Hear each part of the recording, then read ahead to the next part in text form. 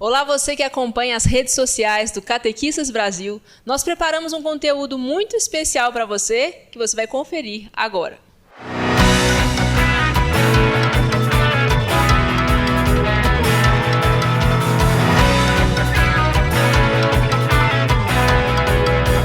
Nosso bate-papo agora é com a Débora Pupo. Seja muito bem-vinda, Débora. Obrigada. Quarta vez aqui no Catequistas Brasil. Quarta vez, desde a primeira edição que eu participo do Catequistas Brasil.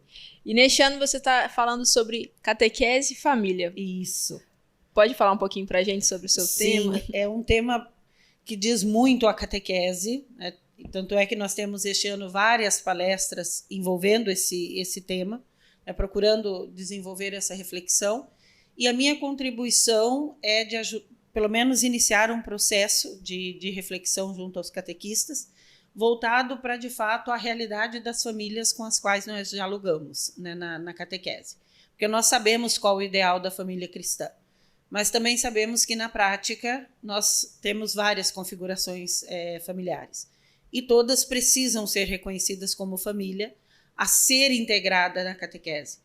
Então, desde a família nuclear, estruturada, passando pela família monoparental, na qual um dos genitores é responsável pela criança, ou às vezes a avó, os avós, os tios são responsáveis pela educação da criança. Também uma questão que tem surgido com frequência, as famílias homoafetivas, né? Então, na qual casais homoafetivos adotam crianças e procuram a catequese para o sacramento dos seus filhos. Então, como dialogar com essas realidades familiares? Tendo por inspiração o documento do Papa Francisco, Amoris Laetitia, principalmente no 8º capítulo, quando ele diz que o nosso desafio é integrar a todos. Então, dialogar, não com pré-julgamento, mas no intuito de estabelecer vínculos que possa auxiliar a criança no seu desenvolvimento espiritual. E você enxerga que o pároco também tem uma função fundamental nessa Sem dúvida. acolhida? Sem dúvida, porque a catequese paroquial, ela necessita do apoio, da presença, do acompanhamento do pároco. Uhum. E, em primeiro lugar, quando o Papa Francisco pede que as famílias sejam acompanhadas e sejam integradas na realidade, na comunidade paroquial, esse pedido é voltado aos pastores, né, aos bispos, aos padres, em primeiro lugar. E depois nós, leigos, agentes de pastoral, por consequência, pelo serviço que prestamos na comunidade. Então, a postura do pároco também como acolhedor, como aquele que se dispõe a acompanhar o processo catequético e o diálogo com as famílias é indispensável. E quando você expõe, né, para os catequistas sobre a família que elas vão lidar, você acha que elas também refletem sobre as próprias famílias? Sim. Isso é muito interessante porque você vê a expressão, né, no rosto de emoção, de surpresa, de reconhecimento das suas realidades e também o contexto de muitas, né? Porque eu sempre brinco, atire a primeira pedra quem tem a família perfeita. E o que é ter família perfeita hoje, né? Uhum. Todos nós temos pequenas rachaduras, né, fragilidades que precisam ser cuidadas. Então, também é uma contribuição aos catequistas para que se ame a família. E a família que tem. Essa é a minha preocupação, né? Não é você apresentar uma receita mágica, mas é dizer, a tua família pode ser o espaço de experiência do amor de Deus. Certo. E você tem algum relato de pessoas que, na prática, já tiveram essa mudança de saber olhar, né, de forma mais acolhedora? Sim. Essa reflexão ela surgiu primeiramente do contato com experiências assim. Eu trabalho com a formação de catequistas e muitos vinham, num primeiro momento, me questionar como fazer diante de situações.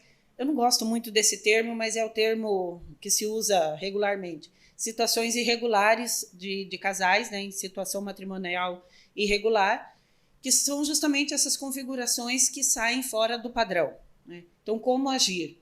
Porque você não pode abandonar, mas a criança também não tem que lidar com o problema de que meus pais estão em pecado. Então, o processo de acolher, de convidar para celebrações, de convidar para momentos formativos, através de visitas, às vezes um simples sorriso, você não precisa fazer muita coisa. A criança chega acompanhada do seu pai, da sua mãe, ou só da sua mãe, ou dos seus pais, das suas mães, e ela simplesmente é acolhida. Ah, mas então eu não sou apedrejada, eu não sou... Depois, a questão da consciência é um trabalho secundário, mas é muito gratificante quando percebe isso, que de fato a igreja é mãe e acolhe a todos. Então tem várias experiências nesse sentido. Eu achei interessante que você fala para a criança não se sentir na situação de pecado. Às vezes no decorrer do aprendizado ela vai entender isso, né? E talvez ela mesma vai levar a solução para a própria casa, né? Mas a atenção aqui, isso eu parto muito de uma experiência pessoal minha. Eu sou fruto de uma família que, dentro dos padrões, seria uma família desajustada. A minha mãe, meu pai abandonou minha mãe com 5 filhos para criar muito cedo, nós éramos pequenos. E a minha mãe dizia que ela era viúva de marido vivo. Então, ela cuidou de nós. E, aos olhos da comunidade que nós morávamos, nós éramos uma família desajustada, uma família irregular. E eu, aos meus 9 anos, eu tive que lidar com essa situação. Então, por muito tempo, eu tive raiva da minha família. E essa raiva, infelizmente, veio pela catequese, veio pela convivência com a igreja. Eu não tinha que lidar com aquilo. Eu já tinha que lidar com a perda do meu pai, com o abandono do meu pai. Eu ainda tive que lidar com a situação de que meu pai e minha mãe estavam em situação de pecado. Eu não conseguia entender aquilo. Então, a partir dessa experiência, do contato com as realidades da catequese, é que a gente desenvolve essa reflexão. Vai ter um momento, a criança vai crescendo no seu amadurecimento. E depois não sou eu que vou te dizer, ou fazer a tua consciência acreditar o que é pecado, o que não é pecado. Eu vou viver da melhor maneira possível, dentro dos valores do Evangelho, e ao meu testemunho de vida que vai mostrar o caminho correto. Então, não é dizer para a criança, teu pai, tua mãe ou tua família é errada, porque pensa na cabecinha da criança. Uhum. Nós já tivemos experiência de criança que não quer voltar para a catequese, porque o pai e a mãe vão para o inferno e ela não quer que o pai e a mãe vá para o inferno. Então, são situações preocupantes. Então, eu prefiro dizer assim, o momento da catequese ajude a criança a amar a sua família e ser amada pela sua família. Porque tem os dois lados, né, de situações que a criança se sente rejeitada, abandonada. A questão do pecado, isso é um processo posterior que a criança, no devido momento, vai alcançar. E os pais também, no devido momento, irão alcançar essa consciência.